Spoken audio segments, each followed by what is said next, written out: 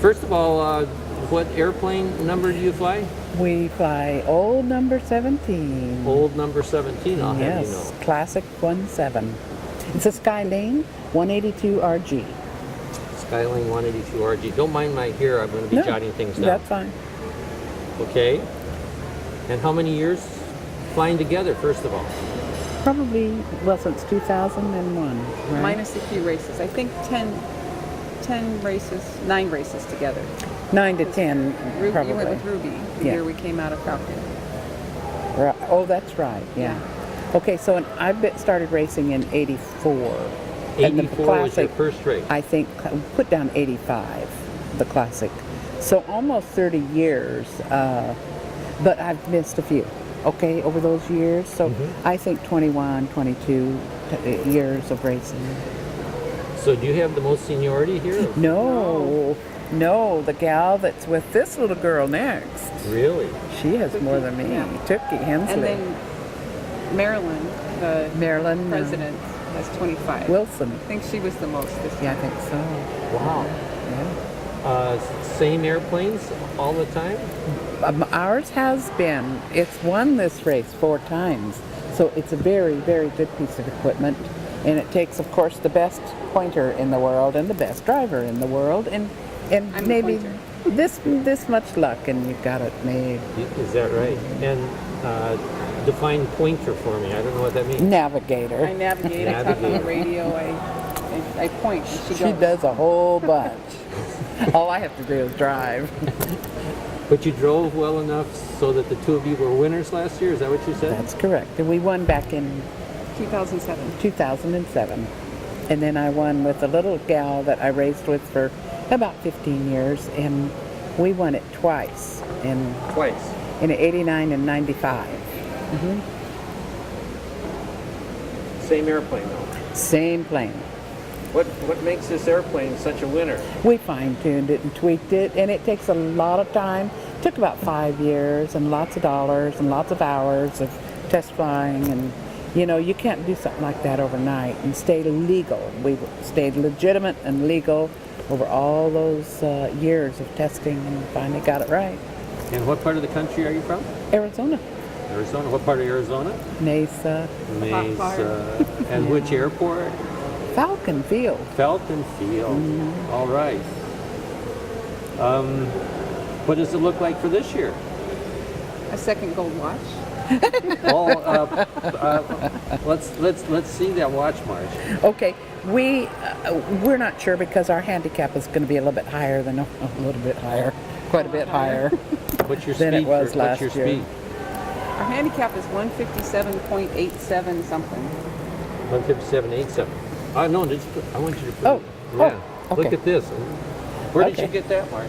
Air Race Classic, winning last year in 2013. So you got a $20,000 watch for winning the race last year. 20,000, don't we wish? We think it's probably around 3. I think they were getting 300 for it at the silent auction. I don't know. So anyway, I'm sorry. No, that's good. Okay. What do you want to tell me about the race? Oh, you got to have the right piece of equipment. Yes. It's got to be fine-tuned and And you tweaked. have to have a good pointer. Good pointer and a good driver. Yeah. Good weather. Good winds. Good, you name it. You do a lot of changing of altitudes when you do this to get whatever winds you want? Depends. Yes. And where do you get the information for choosing an altitude? For me. Yes, yeah, but Helen, where does it come from to you? It's a lot easier now because you have all the computer-generated stuff. And Sure. we have And we've got GPS a- now and stuff. But Wonderful weatherman too. yes. A dear Yeah. friend. Yeah. Yeah, he was my flight instructor. Ah, And he flies for Airways now. okay. And, he has, probably since I flew with him. His name's Bobby Baldock. He helps us mostly talk it out loud. Ooh, which reminds me, honey, you got to go call him in I gotta 35 minutes. call him in 35 minutes To get check in. to do Yeah. the race strategy. So real quickly, maybe can you tell me about your first flights or how you got started in aviation?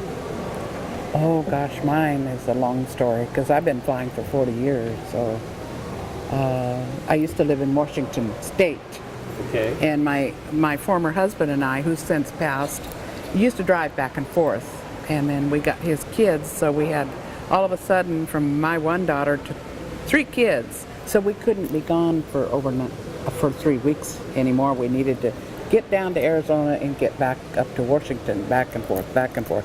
Finally, we moved to Arizona. One of us needed to learn to fly. And so we talked about that for a couple of years.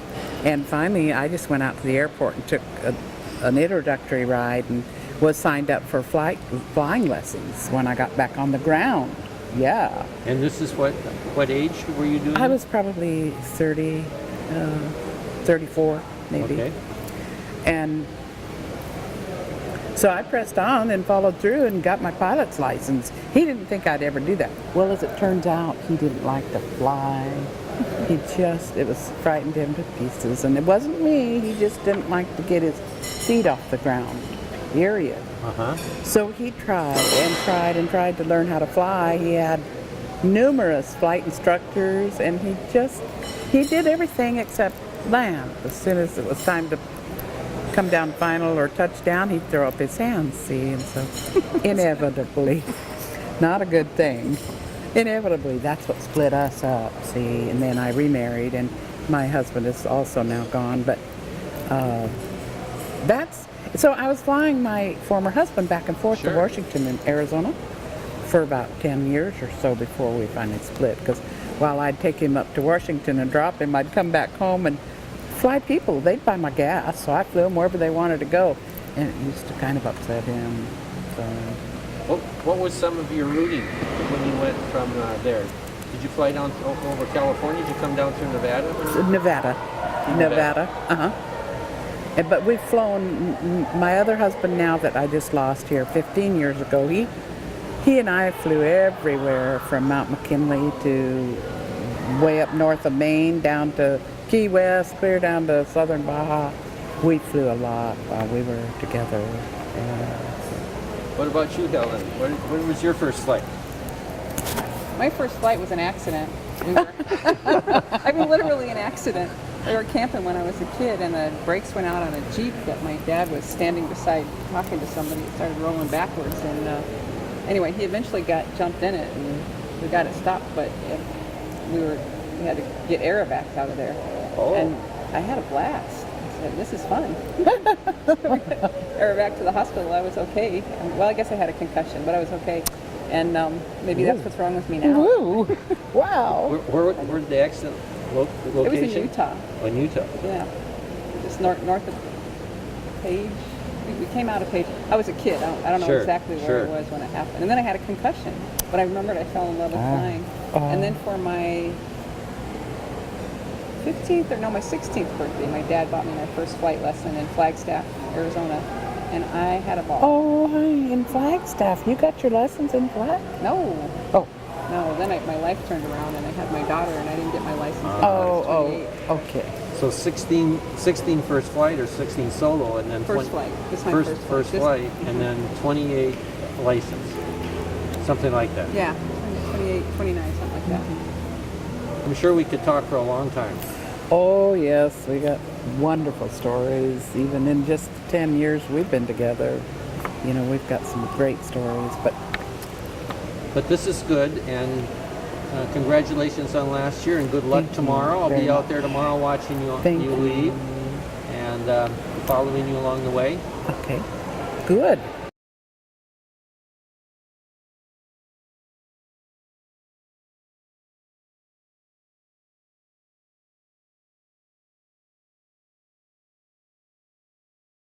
This is an interview at the Women's Air Race Classic 2014 with Tanya Rutan, and she's got a great story to tell. So tell it to us, Tanya, for the second time.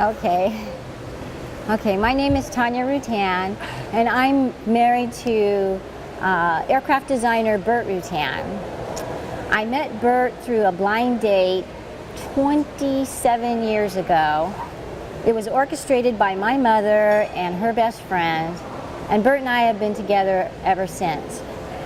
I didn't know anything about aviation when I met Bert. In fact, when he took me out on a first date for a ride in his airplane, I didn't realize that the push-pull configuration with swept tail, winglets, and a canard. I didn't know that was an unusual airplane. I thought all airplanes looked like that. The only question I had for Bert is when he set me inside and closed the canopy, I said, what does it mean when it's by experimental on the side? So anyway, but you know, for most women and men that I meet in aviation,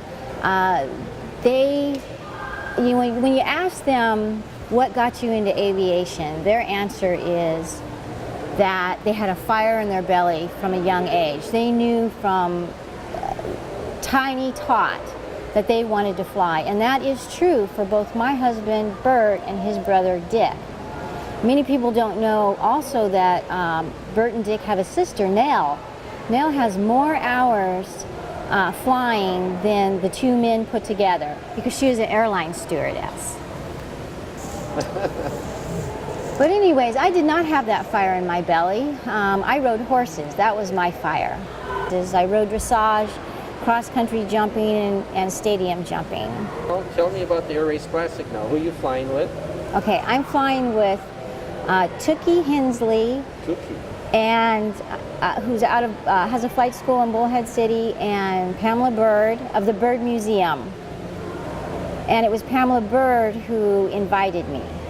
About 3 months ago, she called me and said, hey Tanya, you know, you want to fly in this air race? I had never flown in an air race before.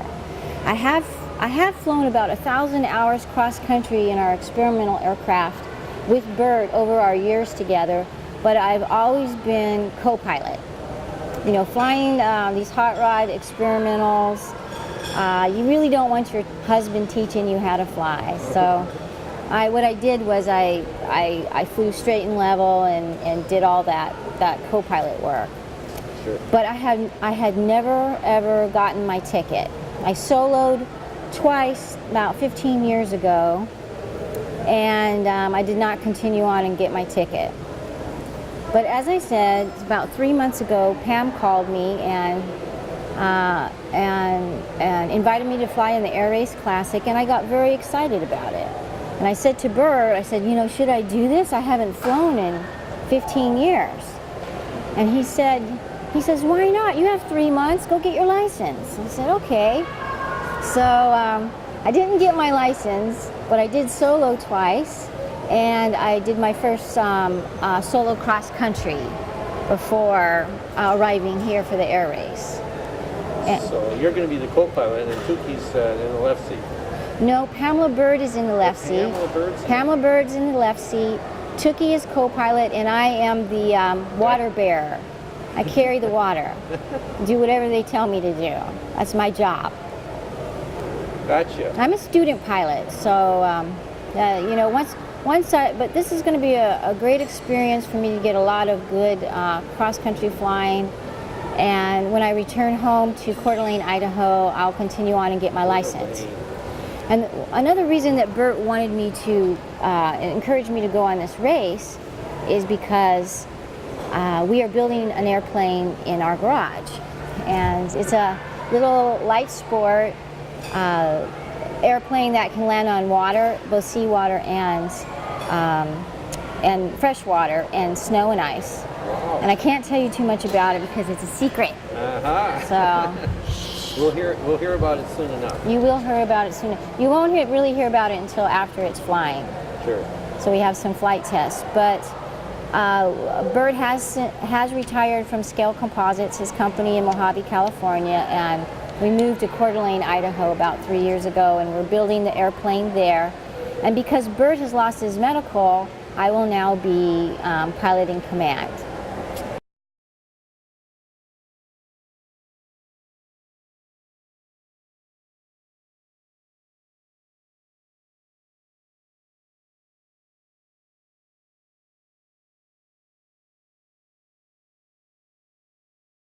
I have with me here at the 2014 Women's Air Race Classic Annie and Sonia from McGill University. We can certainly see that. And we want to advertise that as much as we can. And they're going to give me, we only have about 10 minutes here, so can we start off by each one of you telling me how you got started in aviation, like your first flight or your first time in an airplane or something? How about you, Annie? Well, I started with gliding actually when I was 16. I was in the Air Cadet program and I received a scholarship for a summer camp, and that's how I started gliding. And then the year after that, I got another scholarship to get my private license. All sorts of scholarships. That sounds good. How about you, Sonia?